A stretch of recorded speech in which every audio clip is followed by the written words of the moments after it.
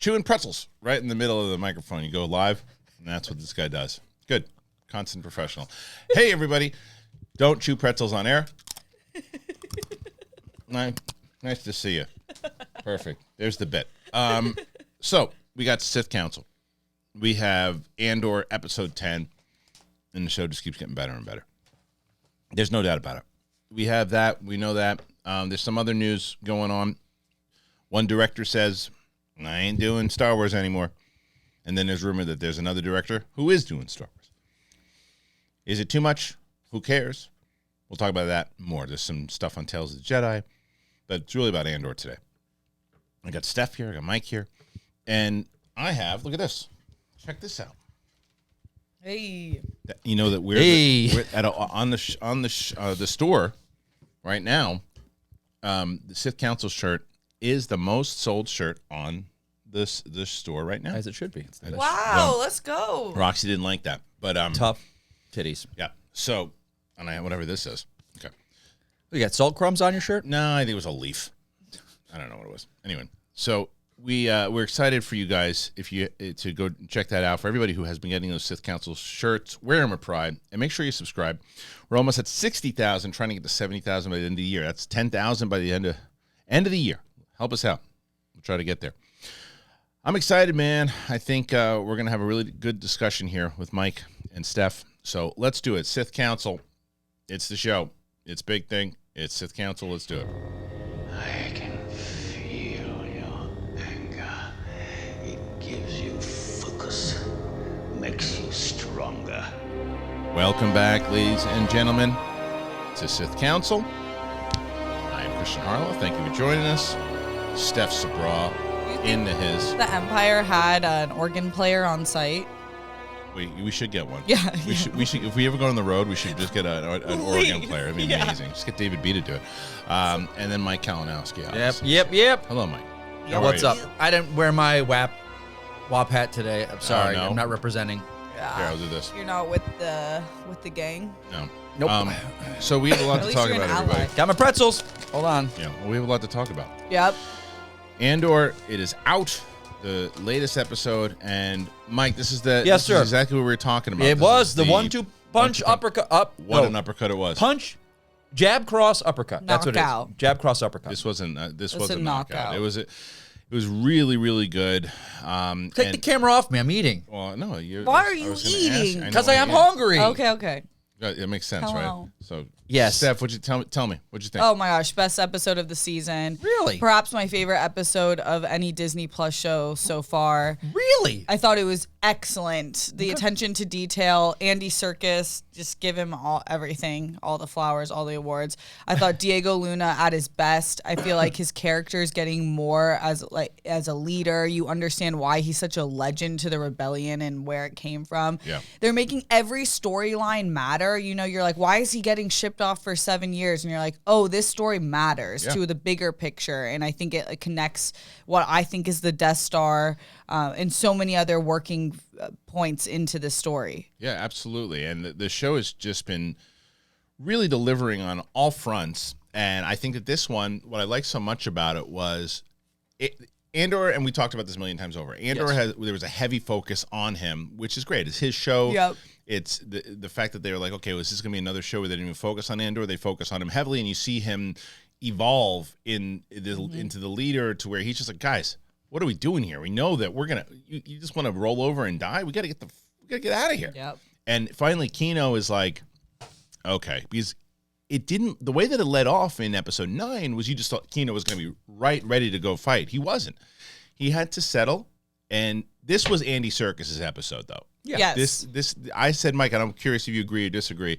I think that Andy Serkis should be considered for an Emmy for this performance as a supporting actor. I thought he was that good in this role. The way what he's going through, how he's been like a company man for the entire time we've seen him when we meet him, to understanding what Andor is saying and even using some of Andor's words inside of his speech, because Andor's like, that's all you're going to tell them? Yeah. And then he's like, well, watch this. I'm going to give you a little Caesar. Yep. Sprinkle in a little Gollum. And I'm just going to go straight up, show you how powerful Andy Serkis is as an actor. And that scene alone But what'd you think? You think it was an Emmy type performance or just really good? No, I think so. Yeah, it's when it comes to nominating people, it's like they. I mean, he even made fun of it. Don Cheadle for Rhodey in Falcon and the Winter Soldier got nominated for an Emmy. You're like, and he was like, what? Carl Lumley didn't? But He had like 3 lines too. Yeah, so it's like, yeah, he 100% should. It's funny, you know, I saw a lot of talk of this is everyone's favorite episode. The bar has been set so high with this damn show. Yeah. You can't have a favorite episode because every time you think you do, I always make fun of that. Every time a new movie drops, something comes out, like I've seen it with Black Panther, masterpiece, the best one the MCU's done. And then the next film comes out and the same rhetoric will come out. Right. This show, I believe every single person that goes, this is my favorite episode because it truly does get better and better every single week. Good is the writing in this show? I mean, let me tell you something. Yeah, go ahead. I'm going to talk on the writing. Yeah. I don't want to skip ahead, but we got to. My favorite scene in this movie, in this episode? Skarsgård. No, that's fantastic. But he's had that for the 3 of them sitting there talking about, hey, I'm going to bring my son, and you're going to betroth him to your daughter. Yeah, it was Game of Thrones stuff. Holy crap! That's the first lie they just sat there. There's no. Yeah, that's the first lie you told. There's no movement. He's like, I don't want any money. I got something else. That's my only beef with the whole scene. What? He said money, not credits. Oh. It's the only beef I have. Okay. There's only. But that scene alone, the Luthen scene, but he's been doing that the whole show. Yeah, but there's a difference. So yeah, that Luthen scene showed so much about him, but also so much about that Lonnie character. Who I didn't even notice. No, that was the point. Yeah. That was the point. You haven't even noticed that guy being around. He finally steps up, and you think, oh, here's another Imperial who's trying to overstep Dedra. Right. Yeah. And he makes the move. He goes, hey, listen, we should investigate, because if we don't investigate, they're going to know. And she's like, okay, I guess that's fine. She walks off, and then the main guy's like, yeah, that's exactly what we'll do. And then you see him in the elevator. The second he's in the elevator, you know he's in on it. And he starts. Oh, see, I didn't at that point. Because I was a little. I was like, "What's going on here?" I thought because they set up the fact that Luthen was meeting with someone. Gotcha. And okay. They put him in the elevator. I'm like, okay, so that's clearly who he's meeting with. But what is his part in the story? And he's been their guy. And that whole conversation where Luthen says to him, you got a kid now. He's like, that's not right, man. Yeah. He's like, come on. And then this conversation he has with him where he's just telling him there are a couple things that Luthen says. You're just like, this is who he is. He goes, well, we're going to have to sacrifice that guy to keep you alive. So we have to keep 50 of you. 50 of them. We're going to keep you alive. We got to sacrifice him and everybody else, but it'll be worth it. That's the sacrifice. Mm-hmm. And you're trapped. Like, sorry. Yeah. They're either going to know. Grooming you. But he's like, you've got a good life. You're going to have a good life the rest of your life, but you're doing this. But you're trapped. And then he goes, well, what'd you sacrifice? Like, oh, you got a minute? Okay, let me tell you. Calmness. He was like Columbo in that. He's just like, sunset. I'm going to leave you. Excuse me, there's one more thing that I sacrificed. He's like, I'll tell you what I sacrificed. And that speech of the intricate workings of everything, giving up his kindness and some morality, everything, but it was the progression of where he went with it too. He started off, he's like, okay, well, just to let you know. So I was here, does the whole thing, and he goes, so what did I risk? Everything, and you're like, whoa, it was so much more of an impact. Yeah, because you believe it. You're like, oh wow. He's like, I'm not even gonna be here to see the benefits. He knows he's gonna die. That line about, I forgot how it was, about talking to ghosts or something. My dreams are to ghosts or something. Yes. Holy crap! But and do you guys feel this? Like, I still don't know where Luthen's loyalties are. Like, I do. He's an extremist. But I'm just saying, it's like, I don't know who's really safe with him. Like, I don't know if he's going to kill him at the end. Is he still killing Andor? We don't know what his end goal is. We don't know who, but we know how many. But how many will you sacrifice for that piece? I think he told you. Yeah, everyone. Anyone. Doesn't matter. Doesn't matter. But what if there's no one left then? I think the point is you find more people. Yeah. Because he's using everyone. From that first conversation that when Mon Mothma came in. Yeah. And he says, well, he's using everybody. And he's not pretending he's not. He's using everyone, and he's using it for his greater good, which ultimately is. And what it also really, I think, shines a light on in general was when you're a kid and you're watching the original trilogy or anything, too, you just, oh, well, yeah, the good guys are going to fight against the bad guys. And you don't realize, this show makes you realize how much work went into this rebellion. Cost. Yeah, the cost and the sacrifice. And as you mentioned, Mike, that scene with Mon Mothma and I like the idea. I remember we talked about it last week. Is this guy going to be a recognized actor? Oh, yeah. I like that he wasn't.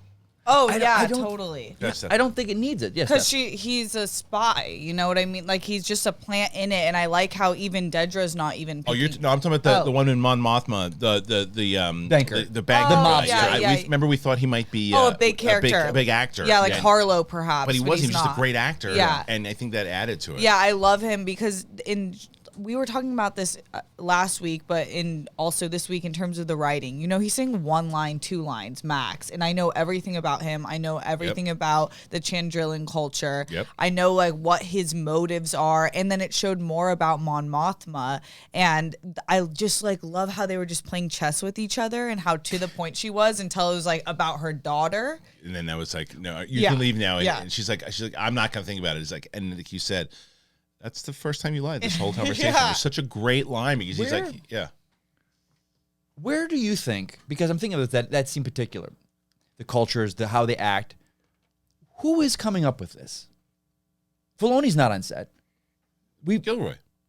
But You I mean think like he probably read a bunch of books. I'm just curious because it's so believable in what the cultures are and totally. and the choices. Either you've got your phenomenal actors working with a director, but Tony Gilroy, he's even said, he's like, I don't care about Star You're Wars. talking about the intricate workings of the all workings Star of Wars how stuff. it all Yeah. fits. He's got a And team, man. But I'm saying, where is that? Like, so we've seen before in the previous Star Wars, like, oh, like, what's going on here? Does anyone know Star Wars? Why are Right. they doing this kind of thing? Yeah. But this, you 100% believe it, knowing it coming from a script.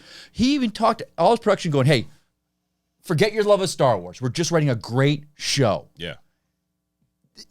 It's amazing. It's all there. The blended, and I think that what he's doing, you're hiring people inside of that know it. Now, whether you're dealing with the story team or whoever it is, he's like, I would love to talk to him and say, like, okay, let's talk about that scene with the artifacts, right?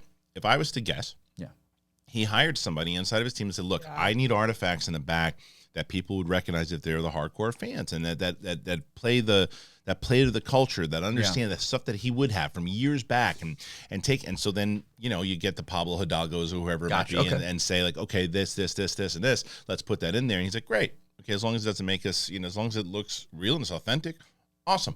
He just knows what he wants, what he did, what he promised, and he delivered on, especially in this episode. This is about as spy thrillery as you get. From even when Andor is chipping away at the thing and the music that starts playing, I feel like I was watching Bourne. The music was so good. There was someone on Twitter, one of our watchers, listeners, commented like it's very much an intimidation game with Benedict Cumberbatch. Where they find out the code. It's like, we can't use it, can't tell anyone, but we did it. Like spy thriller, like you said, like they said a couple episodes ago that you don't notice the rock in the hand until the dagger's at your throat or whatever. That's what the Imperial guy It's I love the whole prison scene is so like Shawshank Redemption on crack, and it's like really power is. to the people. When he was like, power doesn't panic. There's like 50 quotes I wrote down every episode. I'm just like, these quotes are so lit. I gotta keep them forever. But the way that they Andy Serkis's character was like, if you see someone falling, pick them up, help them out, show them the way out. And then just like the specifics in the decision making, not to kill the 2 guards who were a part of the control panels. I thought that was interesting, and I'm curious what y'all think. To me, it was like perhaps it's showing that Andor shows discretion of when he's going to kill or not. But at the same time, I was like, but was it? But was it necessary? Because like, look, they accomplished what they needed to accomplish. Like, everyone that he has killed, minus those guys who were attacking him in the beginning. Yeah. Even the guy who seemed to be a good guy in Rogue One. Tivik. Purpose. There's purpose behind it. The purpose for this was keep them alive. And what are they going to do? I mean, they're useless. They're useless. You can't do anything about it. They don't have weapons, so get the hell out of there. They do.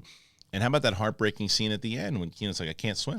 I loved that. Yeah. Freedom. Light. And they didn't make a big thing of it. There's no big dawning realization. Just everyone's jumping around him. Well, he was like Jesus. But I hope to God, that's it. I hope we never see him again. It's not going to turn into Snoke. I don't want him to Snoke. That's Snoke, and I know that's part of the culture of fandom. I don't want that. Why they keep him around? Yeah. We don't know what happened to him. I just think he's going to be punished and tortured and then what? Snoke. But what is Snoke? He's an experiment. Was he a giant person? Was he a creature? Like what? They didn't know what the hell they were doing with him. Yeah, but maybe this is a way for them to explain it. Oh, come on. I'm not saying I want it. I'm not saying I want it. I'm just saying. No. It's hilarious. I got a comment from a friend of mine who commented last week, and I was like, what are you doing? He commented, he goes, hey, as far as this time goes, stop this. No, we're going to discuss it. Now, you don't have to agree with it. You don't have to agree with that. And I actually don't think it's going to be Snoke. I don't think so either. But it's a conversation you can have. To say, tell someone leaving. to stop it or say, no. I mean, it's a conversation. You're leaving a character alive. If you don't think this is the most specific and every moment has a purpose show that we've seen in Star Wars, you're crazy. Right. So tell me why he can't swim. I'm not saying he's going to turn into Snoke, but there's a reason. Well, yeah, but I mean, the other reason that could be character development. Well, the other reason could be they signed Andy Serkis for 3 episodes, and that was it. And that Andy was coming in for a 3-episode arc to be part of this, and they said, "Hey, we have this cool arc of it's just a further along. You've been Snoke before, you played Snoke, but this is not Snoke. This is just a character named Kino who does this thing, and that's did probably it to sacrifice for the good, even though he knew he couldn't swim, and that was the only way out." Just being clear, Mike. I think it's. Are we being clear? I think it's that. I think that it's Andy Serkis. No, we're gonna have another scene. It's gonna be the post credits. It's gonna be the post credits of episode 12. Andor's gonna be making a run somewhere, and he's gonna see a prison cell, and there's gonna be like, "We should have stayed there, and look at me now. My face is all messed up. Why did you do this to me, Andor?" He knew the sacrifice. And then they're gonna ask, like, why didn't Andor kill him then when he had the chance? Then Snoke would have been around. Why would he kill his friend? One question of a what if, and you just created an entire scene of debauchery. Yeah. Stop this. Do you not know who I am? Do you not know who I am with this brain of mine? I came up with another thing the other day that I think you like a lot. What's this? Mike, tell me your thought on what of why you don't think this should be of what Snoke. You're gonna just tell me one reason, one sentence. Because it's stupid. I don't believe you. Well, I'm sorry, Justine. No one believes you. No one believes you. I don't believe you, Mike. I don't care. Either way, though, we all agree, though, the idea that it was tragic. It was tragic. Tragic. That's why it works so well, because that's it. He's done. Look at his face. Yeah. That was. See what I'm talking free, about? but I'm dead. That's what I'm talking about with it acting. You got it. You understood it. It reminded me. It's like my favorite scene in Braveheart is where he's betrayed by Robert the Bruce, and you see it in Mel Gibson's eyes of just he knows. He just gives up. William Wallace just said, and it was that like he didn't give up. He knew he was free. He knew he needed to do, and he led people down. Because he was saying the whole time it was always in there. It was one way out, but he knew he was never getting out. But also, on that, like, that man helped them all. Like, he's the captain that kept them all alive for so long. Yeah. All right, jump in. We got you. The two of us will carry you. We'll swim with you. Yeah, that's what I'm saying. I would have walked the plank before staying. We don't know if that's what I'm saying. We didn't see him die. They just needed him to die. It's over. He's done. That's it. Andy Serkis is done. And I don't even think you necessarily even need to say he is or he's not. Yeah, it's just his story was done. You kind of got the idea that he doesn't need to, because him and what's his face take off together from Melshi. Oh yeah. Him and Melshi take off together, and that was a great way to show how they became buddies. Yeah. And what they went through together. Absolutely. And now, I would have followed Andor too. I was like, now how do you not? Following his route? How do you not at this point? But what I loved, though, is that they let Kino.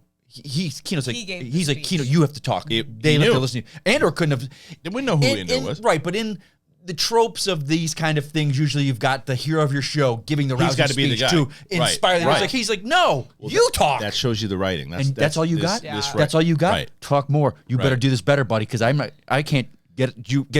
Let's go. This is next level writing. Yeah, of course. This show is next level writing. I'm glad we're in agreement. It really is. It's just the show is just a well-written, well-crafted show. But I want to get into a story that Star Wars Newsnet posted, and I think our buddy Miguel Fernandez actually reported on it, which we'll talk about. It was that the ratings of Andor, not the best, but we'll talk about it in just a minute. But I'll tell you what is the best. Trade coffee, man. Loving Trade coffee. And I know that, thank you, ding, ding, ding. I know that, Steph, you're loving it. Yeah, I'd actually like a cup put You'd like a cup of it today? Okay, yeah, absolutely. So it is, it's absolutely incredible, and I'm so glad that you guys have been trying it out. I've been getting more and more notes from people who are saying, yes, I tried it out, I love it, and let me know exactly what flavors it is that you guys have been trying, please, because I am sending that over to Trade Coffee and letting them know. Because we've been with them now for a little bit, and I'll tell you, this place just smells wonderful all the time, and it's just really good coffee, really, really good. And I've been trying some of the dark roast stuff recently. And if you guys are coffee drinkers and you do it every morning, a lot of people do, you got to check out Trade Coffee. It's very easy to get the best coffee, and going to a coffee shop, you can't do it all the time. It's a great experience, but you can't do it every day. A lot of people can't do it every day anyway. And if you're looking for a delicious local coffee shop taste on a daily basis, Trade Coffee. So if you're getting your coffee from a grocery store, and Mikey, does Shannon drink coffee? She does. Dude, you got to get her this. It's a coffee subscription service, and it makes it simple for you guys to discover new coffees, and it makes your best cup of coffee at home every day, and you don't need any fancy equipment. Trade partners with the nation's top-rated independent roasters to send you coffee that they know that you're going to love. Whether you know already what you like, or you like a specialty new coffee and you need some help, Trade makes it easy, and it's convenient to discover new coffees. So whether you're just getting started or you're a coffee aficionado, look to discover something new. Trade guarantees that you're going to love your first bag, or they're going to send you a new one for free. Trade is offering our listeners a total of $30 off your subscription plus free shipping at drinktrade.com/bigthing. Drinktrade.com/bigthing for $30 off your subscription to the best coffees in the country. Drinktrade.com/bigthing. Now, it's funny. I was talking to Brett about this, and Brett was talking to his wife, and she orders the coffees for the office, and he's like, "You should just get this for the office." Got her the discount, and they have that to the office. I want everybody to learn about Trade because, and by the way, if you want to help out the show and help out yourself, get some, but let me know in the comments. I've been sending everybody who's like, I tried some, I got it, I love it. I've been sending that to the sponsors, so make sure you check that out. Is that why this place smells so good today? Yeah. I thought it was a candle at first, but I'm like, isn't that the coffee? It's Trade. It's Trade. It smells so good. I love it. It's like having a little coffee shop in here. But anyway, let's I want to move on over, so make sure the link is in the description for Trade, so make sure you check that out. All right, I want to get down. Where the hell's the news? There's my news. Where's the news? There's the news. Okay. All right, so we're gonna get some news here, and the first. All right, so this is a big story. You hear this, Mike, about Shawn Levy? I did. Now, I think that I'm confused, but I did hear about it. So I think that if I get this news about 2 or 3 years ago, I'm excited, and it has nothing to do with Shawn Levy. I love Shawn Levy. Real Steel is a fantastic film. I like the movie. Really good. So this is the report here. The news on the cinematic. This is from Grant Davis over at Star Wars Newsnet.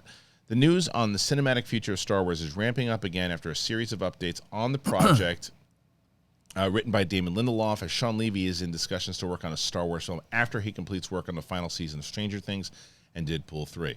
While not all fans trust what is reported by third-party outlets, Shawn Levy himself has confirmed the reports are true. So, Shawn Levy wrote, "Child me is losing his shit right now. Growing up me is too." So he confirmed it basically that he's in talks. Deadline has learned that Shawn Levy, who is currently in post-production on the Netflix limited series All the Lights You Cannot See, is engaged in discussions with Lucasfilm to work on. Sorry, I just lost the whole thing here. To work on an upcoming Star Wars project. The project is likely to begin development quite some time away from now, as there's a lot on Levy's plate currently. He is set to direct at least 2 episodes of Stranger Things 5, the final season of the series, which will begin filming next year for a presumed 2024 release. Meanwhile, Deadpool 3 is scheduled for November 2024 and will most likely begin filming shortly after Levy's work on Stranger Things is finished. Levy has kept his focus on family-friendly fare, having been the leading creative force behind the Night at the Museum franchise and Real Steel. Levy is also known for being a heavy collaborator with actor Ryan Reynolds, having made last year's Free Guy, which I also really like, The Adam Project, which I also really like, and now the long-awaited third Deadpool film, which will feature Hugh Jackman reprising his role as Wolverine.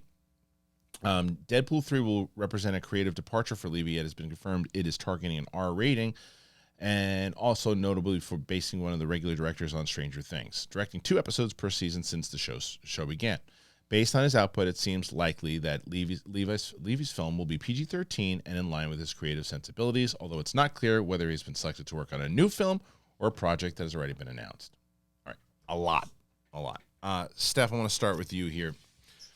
Shawn Levy has been doing some great stuff lately. Yeah. I mean, all these movies that we just mentioned. I liked all of those. Me too. I thought Adam Project was one of Netflix's best original movies. Really good. I agree with you. My concern is not that he's doing it. I hope that they get him. Yeah. My concern is the approach still with Lucasfilm in film. Yeah. We're going to talk about it in a second. There was a report that they had a director attached, and that director said, "I'm not working on it anymore." Feige, what's going on with his? We don't know. Taika Waititi, what's going on with his? We don't know. freaking Benioff and Weiss, they lost theirs. Josh Trank, they lost all this stuff that had happened beforehand with the announcements.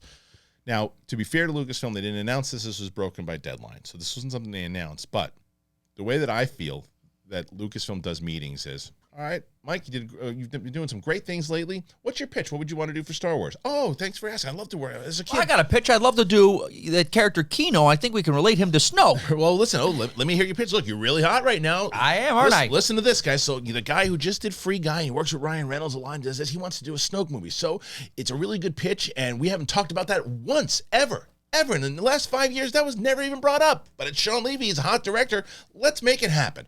And that's the kind of stuff that I feel. That's the kind of stuff that I feel that they do. Yeah. And it's like, and you saw that even with J.J. Abrams and Ryan Reynolds and Ryan Johnson. Thank you. Mm-hmm. Like same stuff. Now, what I hope is that they had come up with this whole plan and saying, all right, we have a structure now of where we want to go.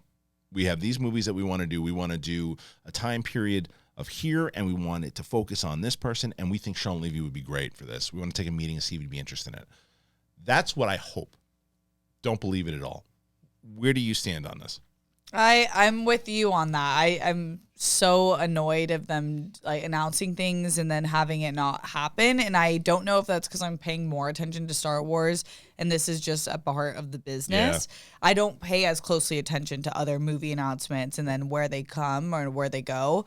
But with this, I feel like if he tweeted the quote tweet to me is confirmation. It's confirmation. It's less about the confirmation. If it's going to happen. Even if it does happen, the question is, what the hell is it? Yeah. What's the plan? They still don't know what the hell the plan is. They still do this thing of like, well, hot director, popular director, fans like his movies, make the movie, as opposed to, what's your plan? You don't think that the director, like, he's bringing in a script?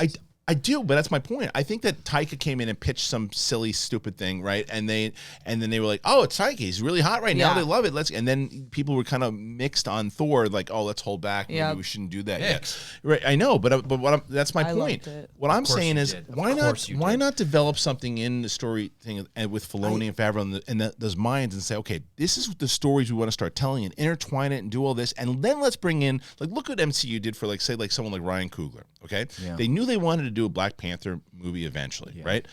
And then you look at a director like Ryan Coogler, who's going to bring in a lot of creative sensibilities, he's going to bring a lot of passion, he's going to bring a lot of stuff into it, he's going to have a new take, and he's going to have ideas inside of it, but it still plays into your overall plan. Yeah. There's no plan at this company. Mm-hmm. That's true. I'm torn. I don't know my thoughts on this because it seems like Shawn Levy, as a director, to me, I don't know if I see his voice of what he makes great film, enjoyable, fun films. You don't even know what it is. That's what I'm saying. Hold on. Yeah. I've had to take my step back when it comes to director because I look at the Russos and what they did pre-Winter Soldier, and it's, Community and stuff. And I'm like, but they directed one of the best Marvel films of all time, I think, in Winter Soldier, and have gone on to have 4 phenomenal films. So, but then after their cinematic universe, which they left, and now the stuff they're doing on their own, I loved The Gray Man, but everyone hated it. Everyone's hated Cherry and all that stuff. So, look at John Watts. His Spider-Mans, I don't care for, but he did The Old Man. Right. One of the best TV shows I loved. Right. So I'm excited to see him coming back into Star Wars. This guy, Shawn Levy, I don't know if, Taika was brought in because he's Taika in this style of humor. That was what we were going to get a Star Wars film of in that vein. He wasn't going to go and do something different. I think Shawn Levy, his filmography is so vast now. He's going Deadpool through it, R-rated. He's had family-friendly stuff. But what he's going to bring into it is maybe he's got I bet she's got good that passion, finally, I can tell my Star Wars story. Directors, they don't get to, when you're starting out, don't get to pick what they get. And I'm not doubting, by the way, too, that he might have a very passionate story. Yeah. I just think it's a mistake to keep giving directors and people having coming in and pitching like it's 2005 in a studio system saying, you got stuff. I agree. They should be captaining the stories and then bring in people that tell a director they think could, or a writer that they think could body the idea, and then send that in and then proceed with the director. Right. But if you do, I will say, if you watch Free Guy, Adam Project, and Deadpool, or I guess we haven't seen Deadpool 3, they do have a tone. Stranger Things. Yeah, it has a tone. Stranger Things has a very different tone. You don't watch that show, right? I don't. Right. So his filmography is all over the place. all He's over- like, but- does this balance of funny and serious I'm also really being well. clear. I love Shawn Levy. I think Shawn Levy is a great choice to do it. I'm just saying it's less about Shawn Levy in this particular thing. It's more like, okay, well, what's the meeting? What I hope to do, I hope that we have a conversation after hearing from Shawn Levy or whatever too, that look, here's the thing. They had this great idea of where they want to go with the projects. And I came in to give my take of after hearing what they want to do, and we're collaborating together. Then I'm going to go, I was so wrong. I'm so glad they finally had this plan of where they want to go now. And I'm so glad that I was wrong. It's just, I feel that Kathleen Kennedy produces in a way that is so old school that will work for Indiana Jones. It will work. I think Indiana Jones 5 is going to be great. I really do. And I think it'll work for that. But because of the way DC and Marvel and Star Wars has to work now with this interconnection and these movies that are fans want to plan. There's no plan. You can't just throw these movies. Well, the original trilogy didn't plan. That was 1983 was the last But is one. she looking at it like Kathleen Kennedy, where they're looking at like Matt Reeves?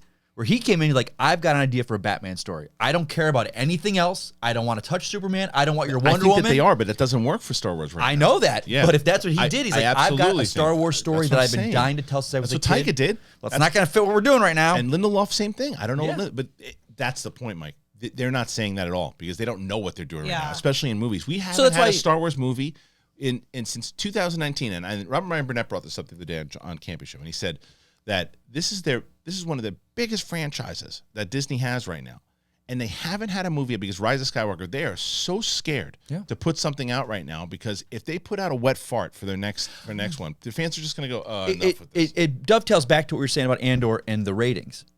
It's a travesty that the show's not I'm going to getting get ratings. into that in a second. Yeah, when I talk about that, I'll just jump into that. That was a story segue now. I was doing there. It was I a don't good know. story. No, but it just it's the point of like, this is the best Star Wars has been in so long, but they're never going to do another show like this. Right. I don't think that's true. They're like, there's no lightsabers, there's no Force, there's no Jedi. The ratings sucked.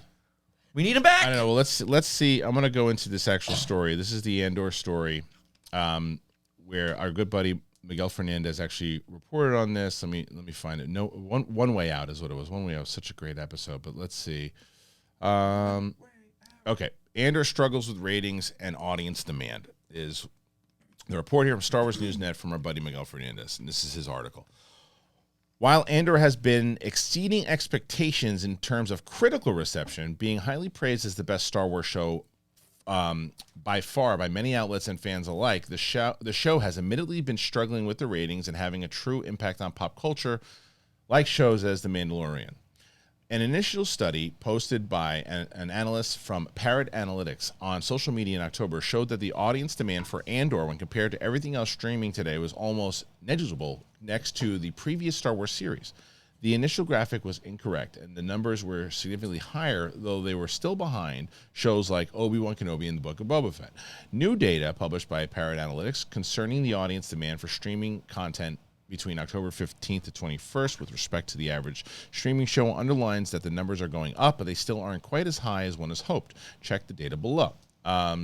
It's an interesting note, and perhaps even concerning, that The Mandalorian is almost more in demand than Andor, even when it's been 2 years without a new episode of the former, while the latter is airing right now. Looking closely at the left graphic, though, we can see that Game of Thrones almost doubles House of the Dragon's demand. It's not a direct comparison between both IPs, but we can definitely draw some parallels. It's almost important to remark that this is not a viewership graphic, and instead a reflection of how much people are talking about it online about each one of these series, from social media posts or news coverage to a number of legal and illegal downloads.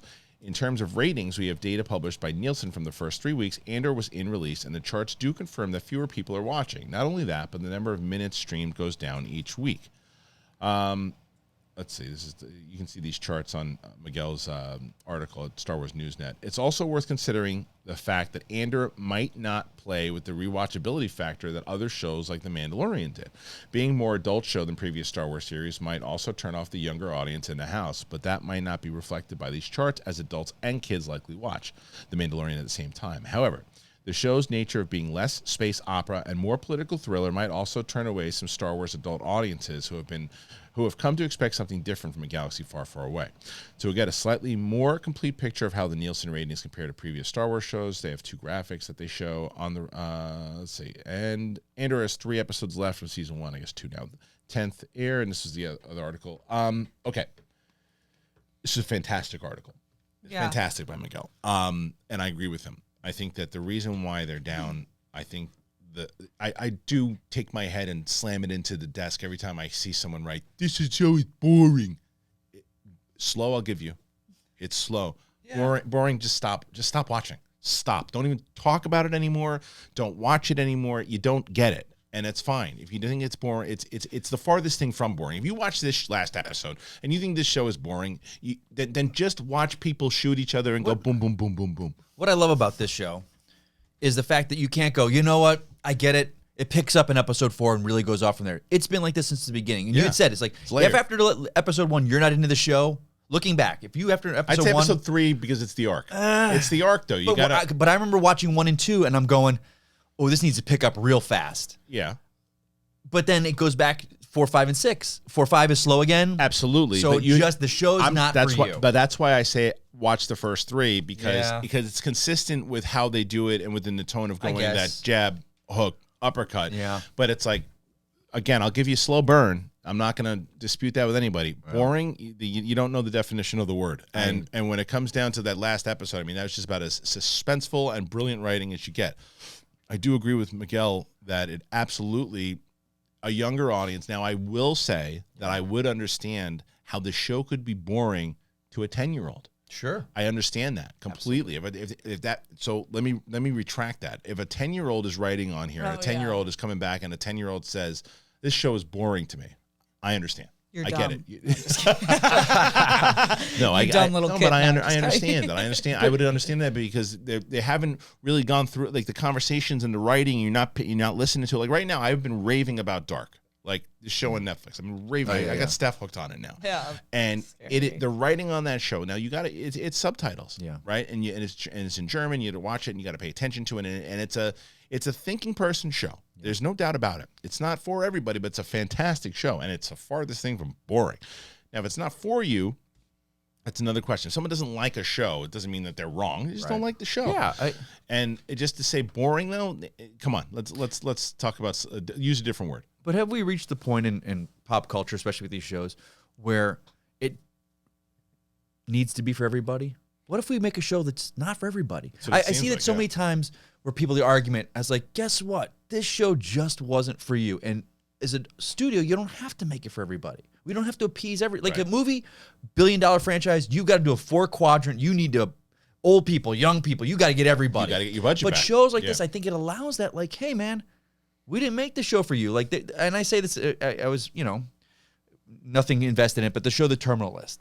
Very right-leaning, made for the military venue. And they'd said this, like, we made this for the people that are for veterans. This is them. If your, sensibilities leaning anti-war and whatnot, this show's not for you. Right. And Amazon didn't give pushback on that for saying that because every piece of content that comes out doesn't need to be made for everyone. I hear what you're saying, and I understand what you're saying. It's just, it's harder to... Because it's Star Wars. Because it's Star Wars. Absolutely, And man. it's on Disney. And I think we're at that turning point where we got to go, and Disney needs to back this and keep making shows like this going, we're going to have the kid shows. We're going to have Skeleton Crew and the animated. This is our adult corner. Well, and it's funny. I didn't even put the graphic on here because Brett and I talked about it on Monday, but they announced the Acolyte cast. Yeah. Well, yeah. Steph and I were like, Kristian's got to be happy. Absolutely, because they're acknowledging that the show exists finally. It was an official announcement. We knew people were like, oh, see, it's happening. We knew it was going to happen, but we just didn't know wanted the official. We wanted Star Wars and Lucasfilm to announce that it was happening, and they did. The one that stood out to me because this whole entire cast was leaked pretty much, except Carrie-Anne Moss. That was not. Or was that announced? Or was she just not was she just recently cast? Maybe. It seems like that was a recent addition. Maybe, but it was. I never heard anything about it. But the reason I bring that up off of your point, if you look at what Leslie Headland has done with, let's say, with Russian Doll. Now, as Brett watches the show and he told me like, there's definitely humor in it, right? But it's a darker show for sure. you would assume, and watching, because they just started filming, you would assume that she's going to go more, especially what the content is. Yeah. This could be a darker show, right? It absolutely could be. It could be, and I hope it is. The Obi-Wan and Boba Fett, like almost like animated thing, like I don't ever want to see a scene like that Leia running through the woods ever again. Like, I never want to see the Vespa gang. like that stuff type- like that, right? I think Again. that But it fits in Star Wars and it has a place know because if there are that fits. people that do like it. Go ahead, Steph. I don't know if a lot of people like that specific scene, but I think the article was actually excellent. I thought that a lot of good points were brought up. What I don't think we're talking about, though, is the time at which Andor came out. For me, as both a Marvel and Star Wars fan, the shows haven't been that great. Like, I love a lot of them, but they're not like must watch. I'm telling everyone. Mandalorian was. Yeah, Mandalorian was. Right. I'm saying in okay. the past year, I loved Miss Marvel. It's not for everyone. Right. I liked a lot of the Marvel series. A lot of them aren't for everyone. Right. Yeah, I had a hard time getting through Moon Knight. Some of too. Obi-Wan was okay. Some of Boba Fett was okay. A lot of people already signed that and delivered that they weren't going to watch Andor before because of this. Because well, you're right. Obi-Wan was so hyped up, and there's a lot of good stuff in Obi-Wan. We all agree on that, Yes. right? But for overall, if you were looking the way that you go back and you I look at know. us talking about Obi-Wan, we thought this was going to be the best thing since Empire. Empire, as far as We because were of the way dead set. because we thought that the tone that they were going to set was darker. similar to what they were Yeah. doing with Andor. And then the fact that Andor comes out and delivers this way, because I could see what people are soured on it. When you watch some of the stuff that happens in Obi-Wan, it's embarrassing, some of the stuff. Some of the stuff's great. Some of the fights are great, but some like that, the flea stuff and like a lot of just ridiculous things happening. It was even talking about it, which will come out tomorrow for a big thing. Like, I think that the character of Reva was it was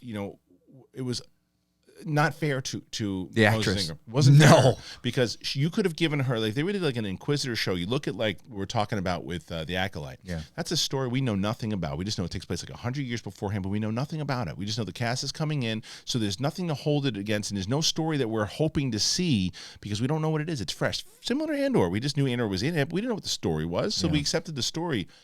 When you hear Obi-Wan and where it's going to be, and they pitch it with that, and the trailer is the duel of the fates and all that, you're expecting the battle, and you're expecting the turmoil, and then they introduce this new character to get introduced to, and in the middle of this battle, she's fighting Uncle Owen and Aunt Beru. Like, wrap it up. We don't care. We don't care, and it has nothing to do with her. It has to do with the bad writing. It was bad writing. It's the Boba Fett, like, he's going to be a gangster. It's going to be the Godfather Yes. in space. Yes. And you're like, Yeah, it so you wasn't lost that. you lose the trust, and so the time in the which goodwill Andor you came lose. out, not only is it a property that is already attached to Rogue One and A New Hope, we know what happens. Yeah. It's also characters that a lot of people don't know about. There's no lightsabers, and it's coming off the heels of these Right. shows a lot of people didn't like. Right. So it's hard, and it's incredible that it's doing what it's doing. It is, and I think that the other thing, though, with people also, the difference between, like you mentioned, a great point before with movies, you get one shot. You get the You do. opening weekend. You got to score big on that opening weekend With because all four quadrants. with everything, you got to score big. Andor's going to live on Disney Plus forever. Yeah. So people can go back. I mean, look at like Battlestar Galactica. People went back and Sure. started watching it over I didn't again. discover that till That's what I'm still saying. DVD. So Andor is going to be a show that more people are going to start talking about and more Yeah. people start watching it. I do also agree very much so with Miguel that it's not a rewatchable show all the way. I'm going to rewatch it once I'll you watch get this through before I'll BS3. watch Obi-Wan again or Boba Fett. Probably. Same. Absolutely. Same. I'll just go back for certain things and certain moments in Obi-Wan, but the overall story, it just seemed like something that could have been animated. Yeah. More so than live action. I also think Disney needs to build the trust back because this show is built for people who loved Severance, people who loved House of the Dragon. Real television. Real stuff. So like when you get people like that to start going back to Disney Plus, I think a lot of those people aren't opening Disney Plus right now because they just got all those shows. And they're like, oh, Star. And I will say this. And the other thing is that that wasn't mentioned in the article that I think is a main thing is the casual fan. I think the casual fan hears Obi-Wan Kenobi and goes, oh, yeah, sure. I'll check that out. You hear Andor. Yeah. You might not know what that is. You might not even clue that I'm going to character try. is. I do this all the time. I'm going to try to call my friend John Pinto, Oh, my who gosh. never picks up. Well, let me see. Hold on a second. Okay, that means I'm going to call John Pinto. I'm going to see if I'm just going to ask him if he's either watching or has heard of it. I'm sure he's heard of it at this point because it's been on the air. But as it was coming out, I don't know. Let's see. He never picks up, so I don't think we're even going to have to worry about this. Come on, Pinto. Let's see. He usually never picks up. He's working at this point. Never picks up during the day when I'm trying to shoot. My brother started watching it. Nothing from Pinto. Pinto picked up one time. Doesn't matter with him. Yeah, I'm not sure. Got a show we're trying to do here. Make Trying it to funny. show. Oh, all right. So no Pinto. But my point is that the casual fan overall, Yeah. not watching it right now.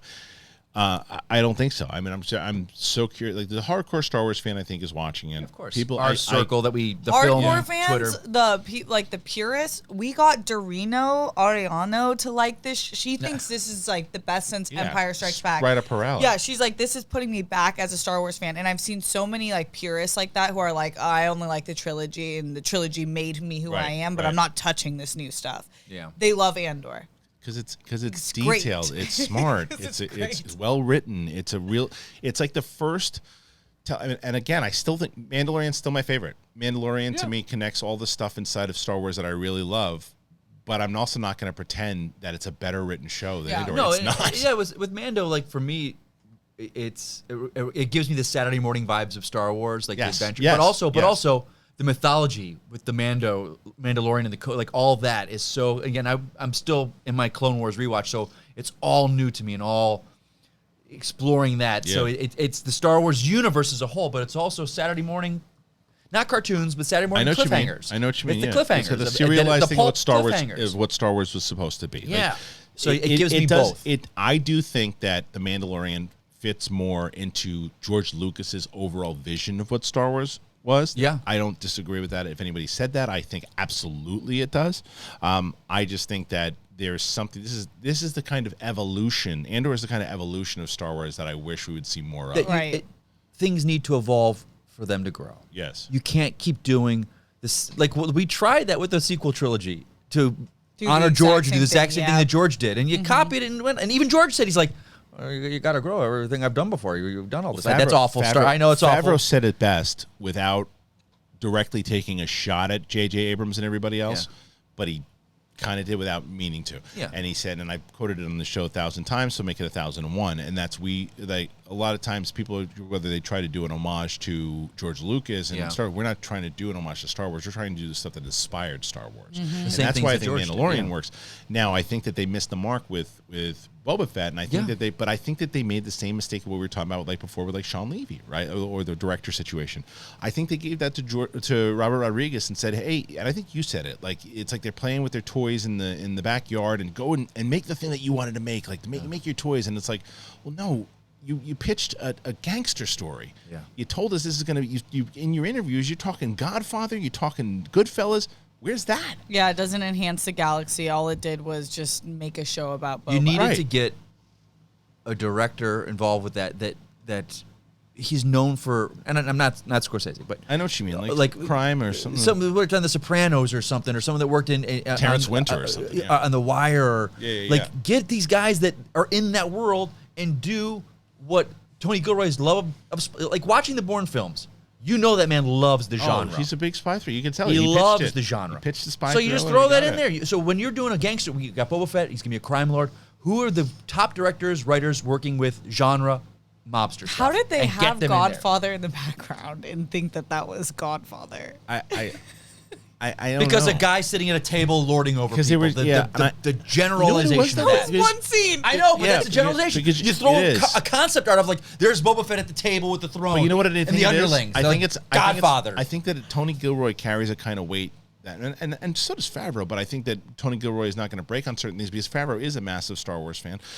Gilroy is not, right? Gilroy's going to look. I want to do a spy thriller in the world of Star Wars. I want to make a good show. I want to think continue. I want to continue over the characters that I had. I have a great take for it. I really am. I'm invested in it, and this is what I want to do. And like, it's Gilroy. We'll see what he fits. I think that Favreau was pretty much saying we want to do this gangster story, and like, you can't go that dark, you can't go that deep. All right, well, maybe we'll switch it. Maybe he's redeemed. We have a character. Din's kind of like him already. So what if we kind of redeem him? And he had this whole thing with the storm, with the sand people. No, make him a. If you would have had, like, when he walked in at the end of Mandalorian season 2 and just whacked Bib Fortuna. Yeah. Like, oh, that's the show? I am in. Or- that show never happened. The guy that came at the beginning, he's like, you know what? I want to do Star Wars with Boba Fett. I want to do Dance with Wolves. Right. Or Go! Commit. The Tuskens. Commit. Right. Or Go for that. Then that's the Make your series. Dance with Wolves Right. Star Wars if show. that's if the Hell series yeah. if the series was Boba Fett Because getting out of the Sarlacc pit, has this whole that- thing is the whole adventure is him having to deal with something else and not the gangster story.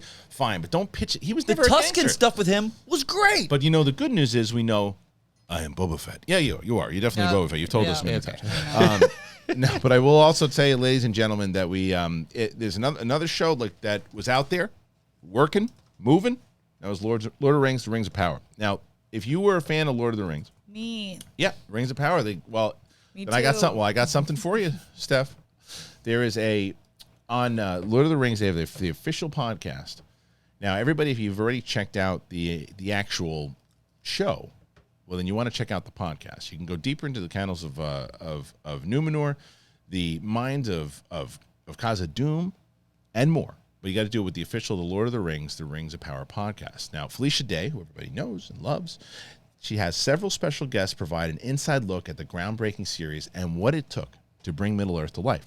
Each episode of the official podcast features exclusive interviews with the series showrunners, J.D. Payne and Patrick McKay, including the very first full breakdown of the incredible season finale, which is a great season finale. Felicia also goes behind the scenes with the cast and crew to bring you jaw-dropping stories and Easter eggs that you don't want to miss. Watch The Rings of Power on Prime Video and then listen to all 8 episodes of the official The Lord of the Rings of Power podcast for free on Amazon Music, and download the Amazon Music app right now. So thank you to our friends over at Wandery for that one. And I will also tell you for people like, I know that for the Lord of the Rings podcast, Lord of the Rings show, everybody's waiting for it's going to be 2 or 3 years. They're like, oh, I got to go watch it. What am I going to do? Listen to this show because they give you such a good, deep background of it. And it's one of the things I like about the show. Sometimes they'll do like 3, 4 minute, 5 minute little deep dives. This is a full podcast, full deep dive. So go check that out. All right, let's switch on over. And I want to get to bringing back. That's a totally different break. So if we have the director Shawn Levy. So there was another story that this is kind of my overall point of could this be Shawn Levy down the line? Here's a story that broke again from Star Wars Newsnet. J.D. Dillard was announced a while ago, and I had even forgotten. I like J.D. I forgot about that right? too. And then remember what we talked about on this show. Yeah. And so when one door opens, another one shuts. Shortly after news got out that Shawn Levy would be doing a Star Wars movie, it's been confirmed by J.D. Dillard that he will no longer be making his Star Wars movie for undisclosed reasons. Joins Patty Jenkins, joins Lord and Miller, joins Gareth, joins everybody. His project was initially reported in February 2020 with hardly any word of it since, and now we know why. Back in February 2020, The Hollywood Reporter claimed that J.D. Dillard and Matt Owens would be working on an upcoming Star Wars movie of some kind, with it being unclear if the movie was set to be theatrical or an offering for Disney+. After that, there were virtually no updates on this whatsoever, and Dillard would go on to work on a Netflix adaptation of the long-running manga One Piece for Netflix. Not so surprising that after nearly 3 years of total silence on the project, it's been revealed that Dillard's Star Wars movie is no longer happening, nor will he be directing the planned legacy sequel to The Rocketeer for Disney+. So he looks like he'd had a falling out with Disney altogether. Talking with The Wrap about the upcoming World War II fighter pilot movie Devotion, J.D. explained that his movie wouldn't be going forward for unspecified reasons. My Star Wars movie is unfortunately no longer a thing. It was not for lack of trying. While he did not go into what his movie would be about, he mentioned that his love of Star Wars owes itself to his love of the TIE Fighter Simulator video game, which he was first introduced to the franchise. I'm playing this game for months, and my dad's flying it with me, and I'm like, man, this game is just so cool. And he's like, well, this game comes from a series of movies. And I was like, you're kidding me. That's where I watched Star Wars for the first time and realized the full scope of what it meant to world build because I'd been playing this pseudo 16-bit game. Dillard made a cameo as one of the stormtroopers in The Rise of Skywalker, specifically FN-1226, one of the 2 stormtroopers that Rey uses a Jedi mind trick on. Remains to be seen whether we'll see him again in a galaxy far, far away. This is kind of the point, right? Yeah. So he had a pitch, something that he wanted to make, something that he really wanted, whether it was TIE Fighters, whatever it was. And they said, oh, that's a great pitch. You've been working on this. You're doing that. Great. You got a movie. And it's like, and then they couldn't agree on it because there's no plan. It's the same thing. There's no plan to it. So it's like it's going to keep happening unless they say, we have these series. Now, it's not to say that if they have a series of ideas of what they want to go, that people won't drop out. Look, I mean, this happened. Patty Jenkins dropped out of Thor: Dark World, right? We had Derrickson walk out of the second Doctor Strange. It happens, but the reason why is because they stuck to their guns as far as where they're going in the storytelling. The rumor was that Derrickson didn't want to do the multiverse, but then he denied that. But either way, and even when Edgar Wright was originally on Ant-Man, he was attached to it before the MCU was a thing. So when the MCU started to pull, really into it, he's like, I want to do my thing. Like, yeah, well, we can't do that. We have a plan. We need you to stick to it. He's like, I'm good. I'm out. Totally fine. That's what they need to start doing. Now, maybe that's what they're doing. That's why JD walked. I don't know. But I don't know. Steph, it's just the same problem over and over. Yeah, it's like deja vu every time. The fact that we forgot Dillard was going to be on a project is wild. That they announced someone as big as him. They didn't announce. It was reported again. Yeah. But it's like that's the thing. They're not announcing it to be fair to them. But it doesn't take away the fact that he was set to do one. Yeah, and it's showing what a little look into what their meetings look like and how they're just signing on things without. Yeah, you made a great point earlier that I hadn't thought about it like that. It's like when you have a project like Black Panther, they have the project they want, then they bring on Coogler. That's a great approach. It should be the approach. Yeah, because it's just like, okay, we know. Like, I don't understand. Here's the thing: they have this is why I always bang the drum with the books. Yeah. Let's say they were going to do a whole series and a whole thing of the Old Republic. Yeah. And they were going to do a thing where they're going to set up the Knights of the Old Republic. And what they want to do is they want to start it off with a movie. All right, we have a movie, we have the screenwriters, we have the overall take that we want to do. We brought in Filoni and we have this structure of what we want to do with it, and we want to lead that into a series.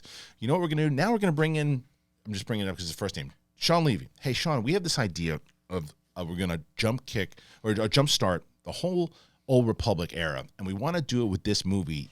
Do you think this is a take that you could do? Well, yeah, I'll come back and let me say, this is what I want to do. Great. Shawn Levy's on. We got him for it. Hey, Lindelof, guess what we're going to do? After we get through this, we're going to do this series, but after the series, we want to catapult that into this. There's this character that we have that Shawn's developing inside of this treatment. And we really think that this character is going to pop, and we want to tell their story, and we want you to direct that second movie. And here's the treatment that is going to play into it, but we got to wait after we set up this and the TV show. Then it's like, okay, I have my pieces in place. I got Levy directing this one. I got the series, and I'm gonna have so and so show run it. Going back to your point earlier, of who is gonna be who's got that feel. Someone who's done an epic show, or someone who produces a Rome, or someone from Game of Thrones, and like work that out, and then coordinate that with it, and have an overall plan as opposed to, well, yeah, that pitch was great. Let's do a thing about Jawas. Can you imagine if they did an entire show about Jawas? But that's my point. If someone like Del Toro came in and said, I want to do a Jawa movie. Well, Del Toro came in and everybody loves Del Toro. Let's do a Del Toro movie. That's what they do. You picked the one director I do think could pull off a Jawa. Of course he could. And he wanted to do a Jabba the Hutt thing for a while. Of course he would. But it's like they don't have there's no plan. It's someone cool. Let's give it to him. Facts. Yeah. It's almost to the point where you relate to Star Wars or MCU. We got the plan. You need directors that will kind of let their vision take a backseat to the overall plan, knowing that if I do a Star Wars film and it's a hit, I'll go and write my own ticket outside of this. A lot of directors, and Coogler was, I think, to me, with the MCU, you hear so many directors come in, and I forgot who was on Black Widow before. She's like, yeah, they said, I don't know action. Like, oh, don't worry, we got whole people that handle the action stuff. And she's like, no, if I'm doing this film, I want to do it all. And she walked. Coogler, whatever he was able to bring out, I think it had a lot to do with the personal story of him as a man of color. Of course. Coming and going, all right, I get where you're going, but I'm going to bring this whole world to it. Absolutely. But everyone else, like Anna Boden and Ryan Fleck directed Captain Marvel. $1 billion film. What are they doing? What have they done since? Right. You couldn't. They're not brought back for the next one either. Well, I don't. Yeah, I mean, who knows? Who knows what they're doing? So it's these directors that come in. They're very everyone that's gone. Well, no, everyone that's come in. They seem like they're not these random directors we've never heard of before that are coming to make their name and work it. Like, you know, so like Shawn Levy's well known before Star Wars. Taika Waititi, Patty Jenkins. Who doesn't want to do a Star Wars movie? Right, but they're also very much like, I'm a filmmaker. I've made hits. Right. I'm going to do what I want to do. But especially they're now, like, well, we're doing what we got to do. And they're like, got to go. See you when I see you. Yeah, but see, that's the thing. I don't know. I don't know what the hell's that's going what I'm saying. on. Like, but that's also why you're not going to see another Star Wars movie right now. I don't know when. I mean, let's say They start tomorrow. no chance. Yeah. Right. But let's say No chance. Right. But no even if they did, even if they started pre-production, because they have Lindelof who's working on it right now. Right. So let's say it's his movie that's the next one out the gate, which I think is going to be the next one. And they start shooting. Let's say, like you said, let's say they have some kind of script and they start shooting tomorrow. You'd probably get the movie then in 2024. Yes. Yeah, 2 years. That's if you start shooting tomorrow. And that's not a heavy effects film either. That's well, I don't know. It depends on what you're saying. You're saying if you have the heavy effects. I'm saying if you're doing a film version of Andor. With everything in, you're all right. With everything put together, when everything signs up and casting and all that, it should, if you want it to be really good, you're looking at 2.5 to 3 minimum. years. Look at the Batman. Minimum 2025 is when we're getting that. And they knew right away we're going. The whole team nothing written is yet, involved. Right. They're like, we're going. We knew we're getting a green It's also one. a different situation because of what's going on with Warner Brothers' new leadership. Sure. But still, 3 years minimum, I would say. Yeah. So you're looking at a minimum of 3 years. So we're not getting that Taika thing. That Rian Johnson thing is. Mike's going to direct a movie before Rian Johnson. I will. Ryan Johnson's with Netflix for a long time. I think. Exactly. Tyka's film's not happening. I'm saying that right now. I don't Never think happened. I don't think it is either. I think he'll do. I know. I don't think so. I think he'll be doing. I think he'll be doing more TV Star Wars for them. I think he's going to kind of go back to doing more of his own thing, as he should. He's a voice. He's a director that we need a voice. He's a Kevin Smith person that knows what he is. He's got such a great voice. His comic timing, what he brings. All the stuff he does. We don't need a Taika Star Wars movie.